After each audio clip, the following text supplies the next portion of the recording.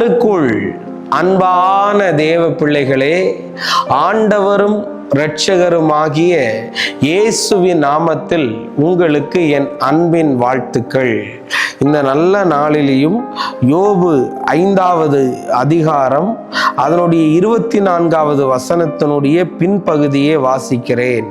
உம்முடைய வாஸ்தலத்தை விசாரிக்கும் போது குறைவை காணமாட்டீர் என்று எழுதியிருக்கிறத பார்க்க முடியும்.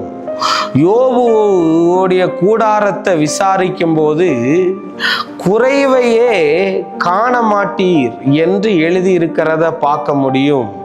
இந்த வார்த்தைய உங்க வீட்டுக்கு நேராய் நான் அனுப்புகிறேன். உங்க வீட்டை குறித்து யாராவது கேள்விப்படும் போது அவன் கடன் பிரச்சனையில மாட்டிக்கிட்டு இருக்கிறான், அவனுக்கு சாப்பிட்றதுக்கே வழி இல்லை, அவன் என்ன பண்ண போறானோன்னு ஒரு சாட்சி சுத்திட்டலை. இதை தேவன் அழிச்சு உன் குடும்பத்தை குறித்து உன் ஃபேமிலியை குறித்து விசாரிக்கும் போது குறைவையே காணாமல் எல்லாம் நிறைவாய் மாறுவதாக என்று நான் ஆசீர்வதிக்கிறேன். 2 ராஜாக்கள் 4வது அதிகாரத்துல எலிஈசா ஒரு வீட்டுக்குள்ள போகும்போது எல்லாம் அவங்களுக்கு குறைவா இருந்தது. மல்லி டப்பா, மிளகு டப்பா, ஜீரக டப்பா, அரிசி டப்பால இருந்து பர்சுல இருந்து எல்லாமே காலியா இருந்தது. ஆனால் அந்த ஊழியக்காரன் ஜெபம் பண்ணினதுக்கு அப்புறம் அங்கே குறைவை காணாமல் நிறைய நிறைவை கண்டார்கள் தேவ பிள்ளையே. இன்னைக்கு ஒருவேளை பிரதர், நான் வீட்டு வேலையை செஞ்சுக்கிட்டு இருக்கிறேன், எனக்கு இந்த வருமானம் பத்த மாட்டுக்குன்னு சொல்றியா? நான் ஒரு வாட்ச்மேன் வேலை செய்யறையா, என்னால என் பலத்துக்கு மிஞ்சி வேலை செய்யறேன், இதுக்கு மேல முடியலையேன்னு சொல்றியா?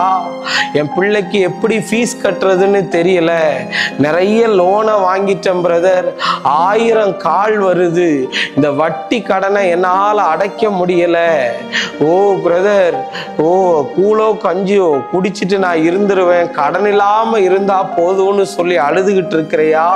இன்னைக்கு உன் வீட்டுக்குள்ள நிறைய பஞ்சங்கள் இருக்கலாம், நிறைய தரித்திரங்கள் இருக்கலாம், காசே கையில தங்க மாட்டுக்குன்னு நீ அழுது கொண்டு இந்த செய்தியை பார்த்து கொண்டு இருக்கலாம்.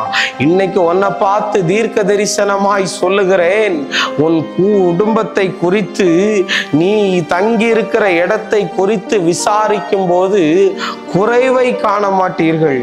என்னை எல்லாம் பார்த்து என்ன சொன்னாங்க தெரியுமா? நடுத்தருவில் நிப்பேன்னு சொன்னாங்க. ஆண்டவருக்கு ஸ்தோத்திரம் சொல்றேன். அப்படி சொன்னவனுக்காக நீ பிச்சை எடுப்பேன்னு சொன்னாங்க. ஸ்தோத்திரம் ஆண்டவருக்கு. நீ எல்லாம் உருப்படவே மாட்டேன்னு சொன்னாங்க. ஆண்டவருக்கு நன்றி சொல்றேன்.